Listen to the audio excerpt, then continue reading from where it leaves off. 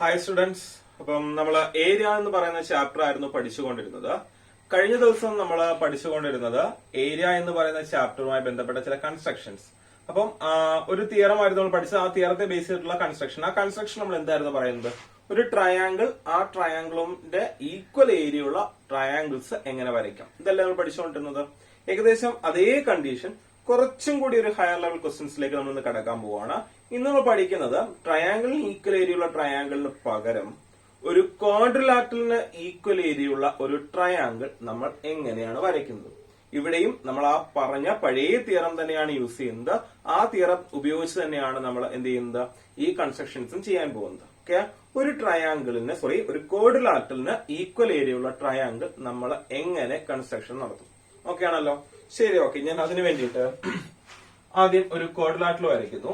ഞാൻ കൺസ്ട്രക്ഷൻ ആദ്യം പറയാം, അതിനുശേഷം അതിന്റെ തിയറി എക്സ്പ്ലെയിൻ ചെയ്യാം.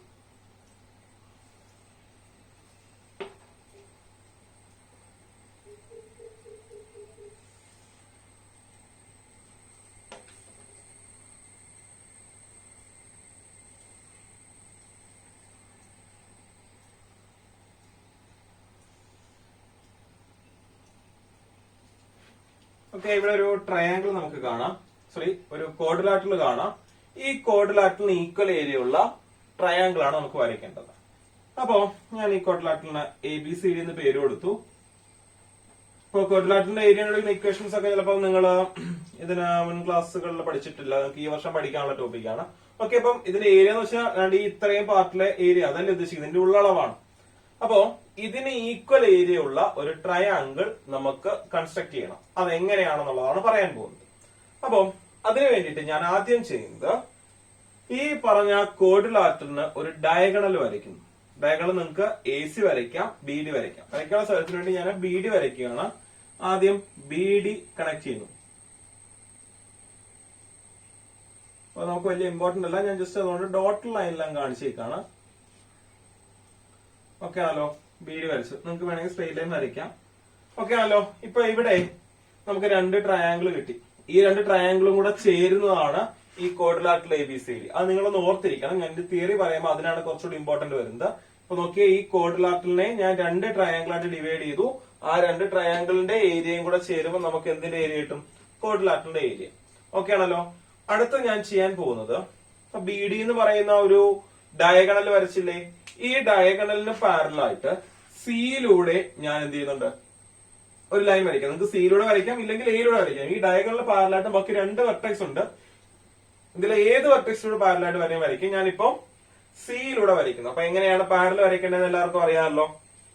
എങ്ങനെയാ വരയ്ക്കേണ്ടത്? പാരൽ വരയ്ക്കേണ്ട ലൈനിനോട് ചേർത്ത് നമ്മൾ എന്ത് ചെയ്യുന്നുണ്ട്, സെറ്റ് സ്ക്വയർ വെക്കുന്നു. പാരൽ വരയ്ക്കേണ്ടത് ഈ ലൈനാണ്. നമ്മൾ അതിനോട് ചേർത്ത് സെറ്റ് സ്ക്വയർ വെക്കുന്നു. ഓക്കെ, എന്നിട്ട് സ്കെയിൽ ചേർത്ത് വെക്കുന്നു. എന്നിട്ട് ഇപ്പൊ ഇതൊക്കെ മൂവ് ചെയ്യിപ്പിച്ചിട്ട് നമുക്ക് സിയിലൂടെ അല്ലേ വരയ്ക്കേണ്ടത്. ഓക്കെ, ആ സി എന്ന് പറയുന്ന പോയിന്റില് സെറ്റ് സ്ക്വയർ എത്തുന്നവരെ നമ്മളത് ചെയ്യുന്നു. ഓക്കെ, ശേഷം നമ്മൾ എന്ത് ചെയ്യുന്നുണ്ട്, ഒരു ലൈൻ വരച്ചു. എനിക്ക് കുറച്ചും കൂടെ എക്സ്റ്റെൻഡ് ചെയ്യണം എന്നുള്ളത് കൊണ്ട് ഞാൻ എന്ത് ചെയ്തു, ആ ലൈനത്തിലൂടെ നീട്ടി വരയ്ക്കുകയാണ്.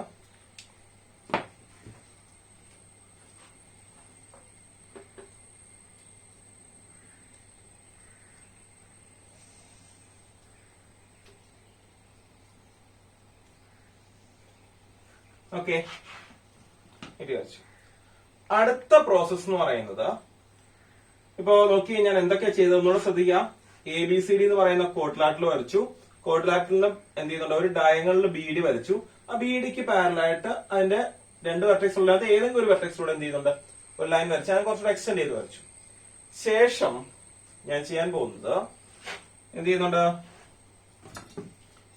AB എന്ന് പറയുന്ന ഈ ലൈൻ, നിങ്ങൾക്ക് ഇത് വേണമെങ്കിലും ചെയ്യാം. ഞാൻ ഇപ്പൊ ഇങ്ങോട്ട് ലൈൻ പാരൽ എക്സ്റ്റെൻഡ് ചെയ്തുകൊണ്ട് ഞാൻ AB, ബേസ് ആയിട്ടുള്ള AB, ഇത് നിങ്ങൾക്ക് കുറച്ചും കൂടെ എക്സ്പ്ലെയിൻ ചെയ്യാൻ പറ്റുന്ന രീതിയിലാണ് ഞാൻ ഈ കൺസ്ട്രക്ഷൻ നടത്തുന്നത്.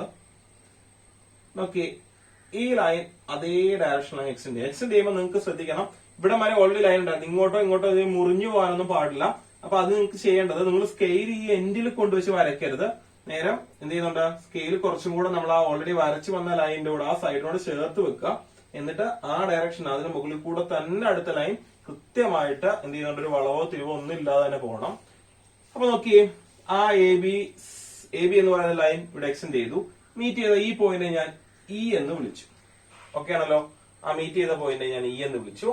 ശേഷം ഞാൻ ചെയ്യാൻ പോകുന്നത് ഇയും ഡിയും കൂടെ അങ്ങ് കണക്ട് ചെയ്യാം. ഇയും ഡിയും കൂടെ കണക്ട് ചെയ്യാൻ പോവാണ്.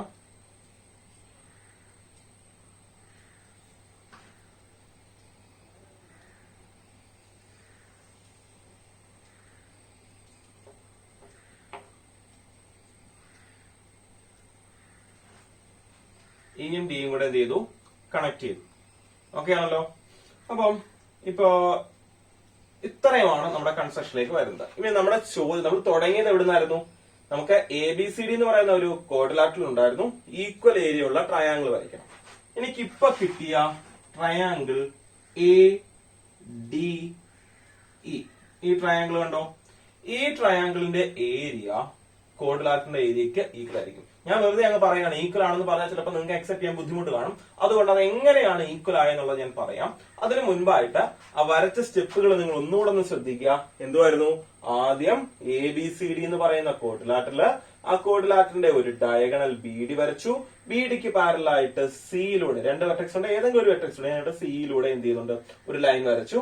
എന്നിട്ട് എന്ത് ചെയ്യുന്നുണ്ട്, ആ പാരൽ വരച്ചത് എന്ത് ചെയ്യുന്നുണ്ട്, ആ വെർട്ടെക്സ് ചെയ്യുന്ന സൈഡ് അല്ല, ബാക്കി രണ്ട് സൈഡിനകത്ത് ഏത് എക്സ്റ്റെൻഡ് ചെയ്യാം. ഞാൻ തൽക്കാലം ബേസ് തന്നെ എക്സ്റ്റെൻഡ് ചെയ്തു. എന്ത് ചെയ്യുന്നുണ്ട്, എ ബി ഇങ്ങോട്ട് എക്സ്റ്റെൻഡ് ചെയ്തു. എ ബി എക്സ്റ്റെൻഡ് ചെയ്തു. അത് ആ പാരൽ ലൈനെ മീറ്റ് ചെയ്ത് ആ പോയിന്റിനെ എന്ത് ചെയ്യുന്നുണ്ട്, കട്ട് ചെയ്ത് എവിടെയാണോ അവിടെ ഞാൻ ഇ എന്ന് പറയുന്ന വെർട്ടെക്സും കൊടുത്തു. ഓക്കെ ആണല്ലോ? എന്നിട്ട് ആ ഇയിൽ നിന്നും എന്ത് ചെയ്യുന്നുണ്ട്, ഡിയിലേക്ക് എന്ത് ചെയ്തു, ഞാൻ ഒരു ലൈൻ വരച്ചു. ഇപ്പോ കിട്ടിയ ട്രയാങ്കിൾ എ ഡി ഇ എന്ന് പറയുന്നത് എന്തിനെ, ഏരിയക്ക്, ആ എ ഡി എന്ന് പറയുന്ന ട്രയാങ്കിളിന്റെ ഏരിയയും നമ്മുടെ ആദ്യം ഉണ്ടായിരുന്ന ക്വാഡ്രിലാറ്ററൽ എ ബി സിയുടെ ഏരിയയും ഈക്വൽ ആണെന്നാണ് ഞാൻ പറയുന്നത്.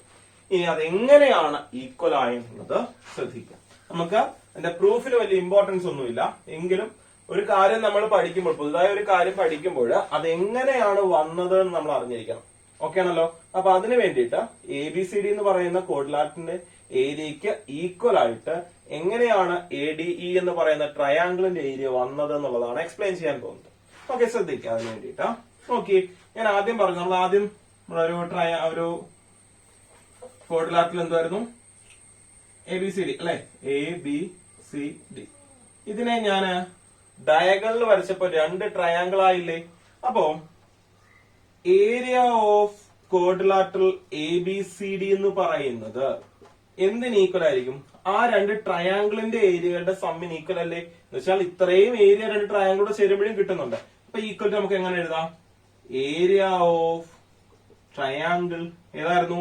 ഒന്ന് എ ബി ഡി, ഇവിടെ ഉണ്ടല്ലോ, എ ബി ഡി എന്ന് പറയുന്ന triangle, A B D plus area of triangle B C D. കണ്ടോ?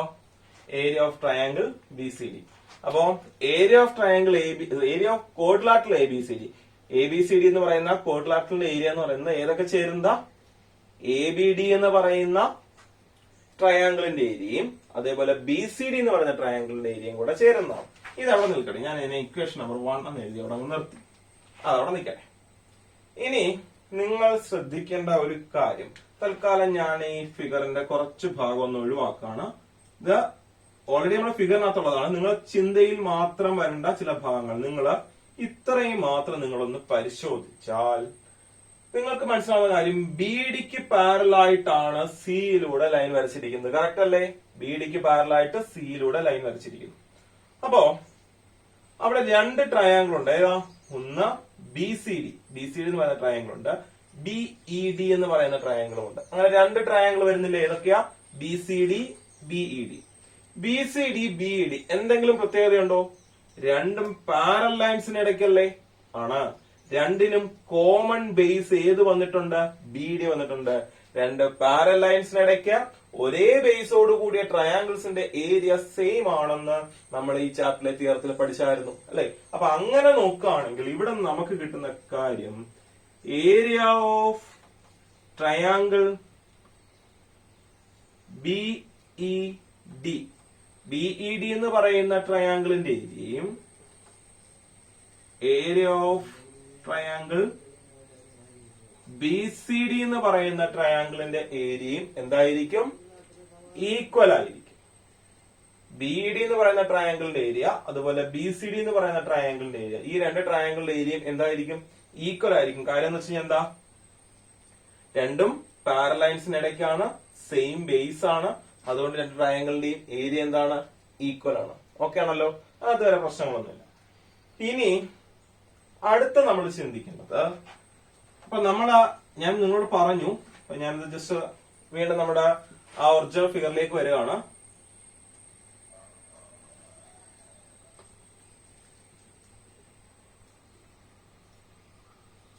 ആ ഒറിജിനൽ ഫിഗർ നിങ്ങൾ വീണ്ടും വരുന്നു. അതിനകത്ത് ഞാൻ ചെറിയ ചില മാറ്റങ്ങൾ, ചെറിയ ഭാഗങ്ങളെ തൽക്കാലം ഒന്ന് ഒഴിവാക്കുകയാണ്. ഇതെല്ലാം ഓൾറെഡി ഫിഗറിനകത്തുള്ളതാണ്. നമ്മൾക്ക് തൽക്കാലം നിങ്ങൾക്ക് മനസ്സിലാവാൻ വേണ്ടിയിട്ട്, അതായത് നമുക്ക് ഫൈനൽ റിസൾട്ട് ആയിട്ട് ഞാൻ ട്രയാങ്കിൾ എ ഡി കൊണ്ടുവന്നില്ലേ? ഞാൻ ആ എ ഡി ഇയുടെ area of triangle A D E equal to, നോക്കിയേ, ആ ട്രയാങ്കിളിന്റെ ഏരിയ എന്ന് വെച്ച് കഴിഞ്ഞാൽ ആ ട്രയാങ്കിൾ അല്ലേ, എ ഡി എന്ന് പറഞ്ഞ ട്രയാങ്കിൾ അല്ലേ ഇത്, അതിനെ രണ്ട് ട്രയാങ്കിൾ ആയിട്ട് സ്പ്ലിറ്റ് ചെയ്തില്ലേ? ഉണ്ടോ? എ ഡി എന്ന് പറയുന്ന ട്രയാങ്കിൾ ഏരിയ വെച്ചാൽ ബാക്കി രണ്ട് ട്രയാങ്കിളിന്റെ ഏരിയകളുടെ സമ്മായിട്ട് കിടക്കുക. അപ്പൊ ഈക്വൽ നമുക്ക് എങ്ങനെ എഴുതാം? Area of triangle A B D plus area of triangle B E D. അപ്പോ എ ഡി ഇ എന്ന് പറയുന്ന ട്രയാങ്കിളിന്റെ ഏരിയ എന്ന് പറഞ്ഞാൽ എ ബി ഡിയുടെ ഏരിയയും അതുപോലെ ബി ഇ ഡിയുടെ ഏരിയയും കൂടെ ചേരുന്നതാണ് എന്തിന്റെ ഏരിയ? എ ഡി ഇ എന്ന് പറയുന്ന ട്രയാങ്കിളിന്റെ ഏരിയ. കറക്റ്റ് അല്ലേ? ഓക്കെ, അപ്പൊ അങ്ങനെയാണെങ്കിൽ ഇവിടെ നമ്മൾ ചെറിയൊരു മാറ്റം വരുത്താൻ പോകണം. Area of triangle B E D, ഈ ട്രയാങ്കിൾ കണ്ടോ? അപ്പൊ ഇത് രണ്ടും കൂടെ ആഡ് ചെയ്യുമ്പോഴാണ് എന്തിന്റെ ഏരിയ കിട്ടുന്നത്? എ ഡി എന്ന് പറയുന്ന ട്രയാങ്കിളിന്റെ ഏരിയ. അതിൽ ബി ഇയുടെ ഏരിയ എന്തിന് ഈക്വൽ ആണെന്നാ പറഞ്ഞേക്കുന്നത്? ബി സി ഡിയുടെ ഏരിയക്ക് ഈക്വൽ അല്ലേ? അപ്പൊ നോക്കി, അപ്പൊ ഈ ബി ഇ ഡിക്ക് പകരം നമുക്ക് എന്തെഴുതാം? Area of triangle B E D എന്ന് എഴുതുന്നതിന് പകരം എന്തെഴുതിയാലും മതി? Area of triangle B C D എന്ന് എഴുതിയാലും പോരെ? അപ്പൊ ഈക്വൽ ടു എങ്ങനെ എഴുതും? ആദ്യമുള്ളത് അതുപോലെ തന്നെ, area of triangle A B D plus area of triangle B ഡിക്ക് ഈക്വൽ ആയിട്ട് ഏതാ ഉള്ളത്? ട്രയാങ്കിൾ ബി സി ഡി ഉണ്ട്. ഓക്കെ ആണല്ലോ? Area of triangle A B D plus area of triangle B C D എന്ന് കിട്ടും. ഈ area of triangle A B D plus area of triangle B C D നിങ്ങൾ ഇതിനു മുൻപ് എവിടെയെങ്കിലും കണ്ടിട്ടുണ്ടോ? നിങ്ങളൊന്ന് ശ്രദ്ധിച്ചു കഴിഞ്ഞാൽ ഏരിയ ഓഫ് കോഡിലാറ്ററിന് ഈക്വൽ ആയിട്ട് നിങ്ങൾ എന്ത് എഴുതിയേക്കുന്നേ? Area of triangle A B D plus area of triangle B C D എന്നല്ലേ? അപ്പൊ എ ബി ഡിയുടെ ഏരിയയും ബി സിയുടെ ഏരിയയും കൂടി ആഡ് ചെയ്താൽ എന്ത് കിട്ടുന്നത് നമ്മൾ അവിടെ എഴുതി വെച്ചേക്കുന്നത്? കോഡിലാറ്ററൽ എ ബി സിയുടെ ഏരിയ കിട്ടും എഴുതി വെച്ചു. ഇവിടെയാണെങ്കിലോ അതേ രണ്ട് ട്രയാങ്കിൾസിന്റെ ഏരിയ കിട്ടും. ആഡ് ചെയ്യുമ്പോൾ നമുക്ക് എന്ത് കിട്ടുന്ന എഴുതിയേക്കുന്നത്? Area of triangle A D. അപ്പൊ ഞാൻ ഇതിനെ 2 എന്ന് വിളിച്ചു കഴിഞ്ഞാൽ നിങ്ങൾ ആ 1 ഉം 2 നോക്കിയേ. എ ഡിയുടെ ഏരിയ എന്ന് പറയുന്നത് എ ബി ഡിയും ബി സി ഡിയും കൂടെ കൂട്ടുന്നതാണ്. അതേ എ ബി ഡിയുടെ ഏരിയയും ബി സിയുടെ ഏരിയയോടെ ആഡ് ചെയ്യുമ്പോൾ എന്ത് കിട്ടും? കോഡിലാറ്ററൽ എ ബി സിയുടെ ഏരിയയും കിട്ടും. അപ്പൊ നമുക്ക് എന്ത് എഴുതാം? അതുകൊണ്ട് നമുക്ക് കൺക്ലൂഡ് ചെയ്യാൻ പറ്റുന്ന കാര്യം ഇതാണ്. Therefore, area of triangle A D E, അല്ലെങ്കിൽ ആദ്യം കോഡിലാറ്ററൽ എഴുതാം. Area of quadrilateral A B C D equal to area of triangle ഏതാണ്? എ ഡി ഇ എന്ന് പറഞ്ഞാൽ ആ എ ബി സി ഡി എന്ന് പറയുന്ന കോഡിലാറ്ററിന്റെ ഈക്വൽ ഏരിയക്കാണ് നമുക്ക് എ ഡി എന്ന് പറയുന്ന ട്രയാങ്കിൾ കിട്ടിയേക്കുന്നത്. വീണ്ടും നമ്മുടെ ആ ഇനിഷ്യൽ ഫിഗറിലേക്ക് നമ്മൾ വീണ്ടും വരികയാണ്. നമ്മുടെ തുടക്കം എന്തായിരുന്നു? ഓക്കെ, ശ്രദ്ധിച്ചേ, എന്താ വരുന്നത്? നോക്കിയേ, നിങ്ങൾ എല്ലാവരും നോക്കിക്കഴിഞ്ഞാൽ എന്ത് സംഭവിക്കാം? ഇവിടെ ആദ്യം നമ്മള് ഒരു കോഡിലാറ്ററൽ വരച്ചു. കോഡിലാറ്ററിന് ഈക്വൽ ഏരിയയുള്ള ട്രയാങ്കിൾ ആയിരുന്നു. അതെങ്ങനെയാണ് വന്നതെന്നുള്ളത് നമ്മള് ഇവിടെ പ്രൂവ് ചെയ്ത് കാണിച്ചിട്ടുണ്ട്. ഓക്കെ ആണല്ലോ? നമുക്ക് ഈ പ്രൂഫിനല്ല ഇമ്പോർട്ടൻസ്, നേരെ മറിച്ച് നമ്മുടെ കൺസ്ട്രക്ഷൻ ആണ്. അപ്പൊ കൺസ്ട്രക്ഷൻ എങ്ങനെയാണ് നടത്തേണ്ടത് ഞാൻ ഒന്നുകൂടെ ഒന്ന് പറയാം. എങ്ങനെയായിരുന്നു? ആദ്യം നമ്മളൊരു കോഡിലാറ്ററൽ വരയ്ക്കുന്നു. കോഡിലാറ്ററൽ ഡയഗണൽ വരയ്ക്കുന്നു. ഡയഗണൽ പാരലായിട്ട് ബാക്കി രണ്ട് വെർട്ടെക്സിനകത്ത് ഏതെങ്കിലും ഒരു വെർട്ടെക്സിൽ ലൈൻ വരയ്ക്കുന്നു. ഇവിടെ സിയിലൂടെയാണ് വരച്ചിരിക്കുന്നത്. അത് എക്സ്റ്റെൻഡ് ചെയ്ത് അങ്ങ് വരച്ചേക്കുന്നു. എന്നിട്ട് ബാക്കി എന്ത് ചെയ്യുന്നുണ്ട്? ആ ഓപ്പോസിറ്റ്, ഇപ്പൊ ഏതിനകത്തൂടാണോ വരച്ചത് ബാക്കി പിന്നെ അതിന്റെ ഓപ്പോസിറ്റ് വെർട്ടെക്സ് ഉണ്ടല്ലോ, അതിലെ രണ്ട് സൈഡിൽ ഇവിടെ എനിക്ക് എ ബി ചെയ്യാം, സി ഡി ചെയ്യാം. സി ഡി എക്സ്റ്റെൻഡ് ചെയ്യുന്നെങ്കിൽ ഈ ലൈൻ ഇങ്ങോട്ടാ വരയ്ക്കേണ്ടതേ ഉള്ളൂ. തൽക്കാലം എ ബി തന്നെ എക്സ്റ്റെൻഡ് ചെയ്യുന്നു. എ ബി എക്സ്റ്റെൻഡ് ചെയ്ത് എന്ത് ചെയ്യുന്നുണ്ട്, അത് പാരലിനെ മീറ്റ് ചെയ്ത പോയിന്റ് ഞാൻ ഇ എന്ന് ചൂസ് ചെയ്യുന്നു. ഓക്കെ ആണല്ലോ. അപ്പൊ ഇ എന്ന് കിട്ടി. എന്നിട്ട് ഡിയും ഇയും കൂടെ കണക്ട് ചെയ്തപ്പോൾ എനിക്കൊരു ട്രയാങ്കിൾ എ ഡി ഇ കിട്ടി. ഓക്കെ ആണോ? എ ഡി ഇ എന്ന് പറയുന്ന ട്രയാങ്കിൾ കിട്ടി. അപ്പൊ അങ്ങനെ നോക്കുമ്പോൾ ആ എ ഡിയുടെ ഏരിയ എന്തിന് ഈക്വൽ ആണെന്ന് കിട്ടി? എ ബി സി ഡി എന്ന് പറയുന്ന ക്വാഡ്രിലാറ്ററലിന്റെ ഏരിയക്ക് ഈക്വൽ ആണെന്ന് കിട്ടി. പിടികിട്ടുന്നുണ്ടോ? അപ്പൊ ഇതുമായി ബന്ധപ്പെട്ട കുറച്ച് കൺസ്ട്രക്ഷൻസ് നമുക്ക് തുടർന്നുള്ള ക്ലാസ്സുകളിൽ പഠിക്കാം. ഒപ്പം ഞാൻ ഒരു കാര്യം കൂടെ പറയാൻ പോവാണ്. അതുകൂടെ പറഞ്ഞ് നമുക്ക് തൽക്കാലം ഇന്നത്തെ ക്ലാസ്സുകൾ അവസാനിപ്പിക്കാം. അതെന്ന് വെച്ച് കഴിഞ്ഞാൽ ഇതേപോലെ തന്നെയാണ്. ഇപ്പൊ നമ്മൾ ക്വാഡ്രിലാറ്ററൽ നീക്കുമ്പോൾ ഇവിടെയും നമ്മൾ ഉപയോഗിച്ച തിയറം എന്ന് പറയുന്നത് ഏതായിരുന്നു? ഇതിനാ importance. Area of triangle B ഡിയും area of triangle B C ഡിയും ഈക്വൽ ആയ ആ കേസിനാണ് ഇമ്പോർട്ടൻസ്. അതെങ്ങനെയായിരുന്നു? പാരലൈൻസിനിടയ്ക്ക് സെയിം ബേസ് വരുന്ന ട്രയാങ്കിൾസ് എന്ത് ചെയ്യുന്നുണ്ട്, സെയിം ഏരിയ എന്ന് പഠിച്ചായിരുന്നു അല്ലെ?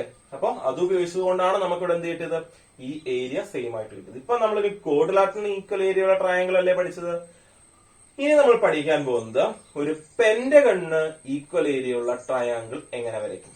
അതും ഞാൻ ആദ്യം കൺസ്ട്രക്ഷൻ കാണിക്കാം. എന്നിട്ട് ഇത്തരത്തില് അത് എന്ത് ചെയ്യുന്നുണ്ട്, എങ്ങനെയാണ് ആ ഏരിയ ഈക്വൽ ആയത് എന്ന് നമുക്ക് പ്രൂവ് ചെയ്ത് കാണിക്കാം. ഓക്കെ ആണല്ലോ. അപ്പൊ എങ്ങനെയായിരുന്നു ഒരു പെന്റഗണിന് ഈക്വൽ ഏരിയ ഉള്ള, ഇപ്പൊ റെഗുലർ പെന്റഗൺ ഒന്നുമില്ല, നിങ്ങൾക്ക് ഇഷ്ടമുള്ള ഒരു പെന്റഗൺ, ഏതൊരു പെന്റഗണും ആകാം.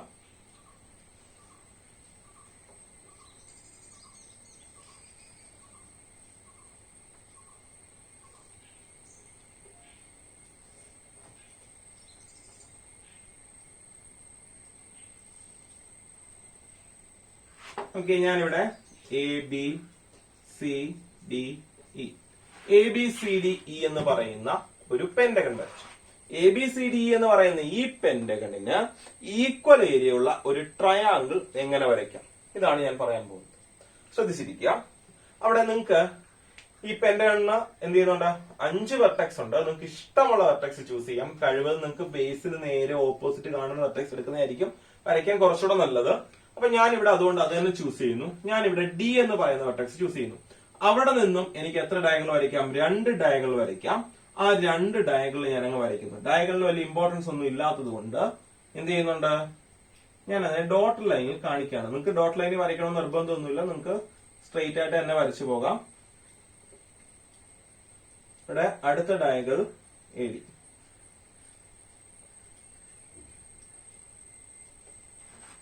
ഓക്കെ ആണല്ലോ. അപ്പോ എന്ത് ചെയ്യുന്നുണ്ട്, ഡി എന്ന് പറയുന്ന ഈ വെർട്ടെക്സിന് വരച്ചിരിക്കുന്ന 2 ഡയഗണൽ, ഒന്ന് എ ഡിയും മറ്റൊന്ന് ബി ഡിയും. ഓക്കെ ആണല്ലോ. എ ഡി ബി ഡി എന്ന് പറയുന്ന ഈ 2 ഡയഗണൽസിന് ഞാൻ എന്ത് ചെയ്യാൻ പോവാണ്, പാരലൽ വരയ്ക്കാൻ പോവാണ്. ശ്രദ്ധിക്കുക, ഈ 2 ഡയഗണൽസിനും പാരലൽ വരയ്ക്കാണ്. ബി ഡിക്ക് പാരലായിട്ട് സിയിലൂടെയും എ ഡിക്ക് പാരലായിട്ട് ഇയിലൂടെയും. അപ്പം ബി ഡിക്ക് പാരലായിട്ട് സിയിലൂടെ വരയ്ക്കാൻ പോവാണ്. ശ്രദ്ധിച്ചോണം.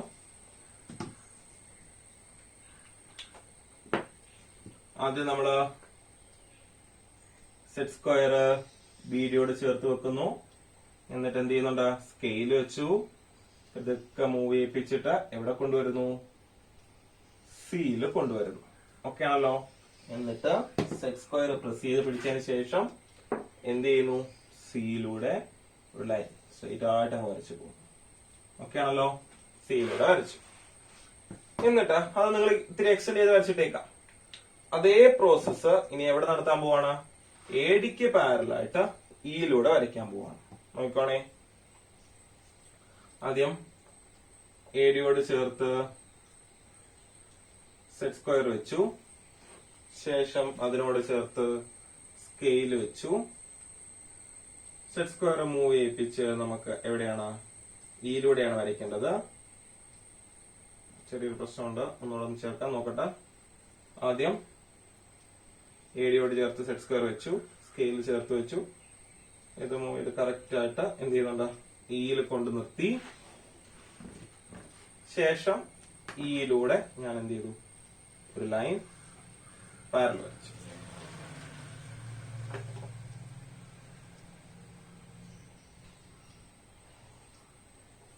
ഓക്കെ, ഇത്രയും കാര്യങ്ങളൊക്കെ വ്യക്തമായല്ലോ. അപ്പൊ 2 കാര്യം നമ്മൾ പറഞ്ഞ കാര്യം ഒന്നുകൂടെ പറയാം. ആദ്യം നമുക്കൊരു ക്വാഡ്രിലാറ്ററൽ ഉണ്ടായിരുന്നു. ആ ക്വാഡ്രിലാറ്ററലിനെ എന്ത് ചെയ്തു, ഒരു വെർട്ടെക്സിൽ നിന്ന് 2 ഡയഗണൽ വരച്ചു.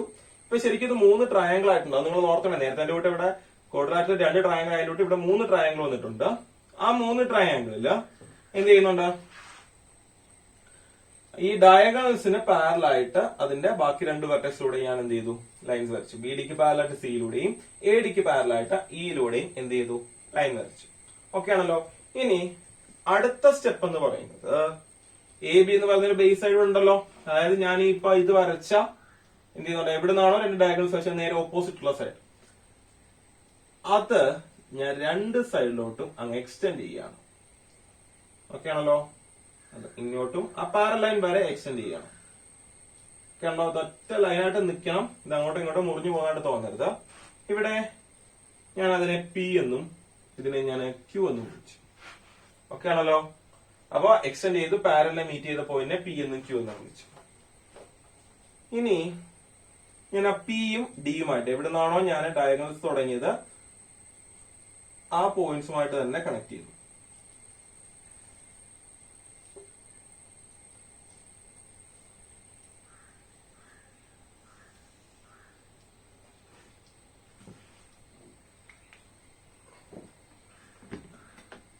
ഓക്കെ. ഇപ്പൊ ഇവിടെ എന്താ സംഭവിച്ചത്? ഇപ്പം ഞാൻ പറഞ്ഞ എന്ത് ചെയ്തിട്ടുണ്ട്? മീറ്റ് ചെയ്ത പോയിന്റിൽ നിന്ന് ഡിയിലേക്ക് എന്ത് ചെയ്തു? 2 സൈഡിൽ നിന്നും 2 പോയിന്റിൽ നിന്നും ഞാൻ എന്ത് ചെയ്തു? ലൈൻസ് വരച്ചു. എനിക്കിപ്പോൾ ട്രയാങ്കിൾ പി ഡി ക്യൂ, ഒരു ട്രയാങ്കിൾ എന്ത് കിട്ടി? പി ഡി ക്യൂ എന്ന് പറയുന്ന ട്രയാങ്കിൾ കിട്ടി. ഓക്കെ ആണല്ലോ. ഇതായിരിക്കും എന്റെ റിക്വയർഡ് ട്രയാങ്കിൾ എന്ന് പറഞ്ഞാൽ പി ഡി ക്യൂ എന്ന് പറയുന്ന ട്രയാങ്കിളിന്റെ ഏരിയയും ഞാൻ ആദ്യം എടുത്ത എ ബി സി ഡി എന്ന് പറയുന്ന പെന്റഗണിന്റെ ഏരിയയും എന്തായിരിക്കും? ഈക്വൽ ആയിരിക്കും. ഇനി അത് എങ്ങനെയാണെന്നാ പറയാൻ പോകുന്നത്. ഒത്തിരി റിപ്പീറ്റ് ചെയ്യുന്നില്ല. അപ്പം നമുക്ക് ചിലപ്പം കുറച്ച് കാര്യങ്ങളൊന്നും ശ്രദ്ധിച്ചോളൂ. നിങ്ങൾക്ക് ഓൾറെഡി ഒരു കാര്യം പറഞ്ഞതുകൊണ്ട് പെട്ടെന്ന് കിട്ടും. അപ്പൊ നിങ്ങളുടെ പെന്റഗൺ ഏരിയ ഓഫ് പെന്റഗൺ ഏതായിരുന്നു? A B C D. A B C D എന്ന് പറയുന്ന പെന്റഗൺ ഓർമ്മയുണ്ടോ? ജസ്റ്റ് വേണമെന്ന് വരച്ച് കാണിക്കാം. അല്ലാതെ നമ്മള് 2 ഡയഗണൽസ് വരച്ചായിരുന്നു അല്ലെ? A B C D E അല്ലെ? അവിടെ ഇപ്പൊ 3 ട്രയാങ്കിൾ കിട്ടിയില്ലേ? അപ്പൊ ഈ 3 ട്രയാങ്കിളിന്റെ ഏരിയ ആഡ് ചെയ്യുന്നതല്ലേ എ ബി സി ഡിയുടെ ഏരിയ എന്ന് പറയുന്നത്. അപ്പൊ നമുക്ക് എങ്ങനെ എഴുതാം? Equal to area of triangle ഏതായിരുന്നു ആദ്യത്തേത്? A E D plus area of triangle A D B plus area of triangle P C D. Okay ആണല്ലോ. അപ്പൊ B C D, A D B, അതുപോലെ എ ഇ ഡി, ഈ 3 ട്രയാങ്കിളിന്റെയും കൂടെ area add ചെയ്യുമ്പോൾ എന്തിന്റെ area കിട്ടും? പെന്റഗണിന്റെ ഏരിയ കിട്ടും. Okay ആണല്ലോ.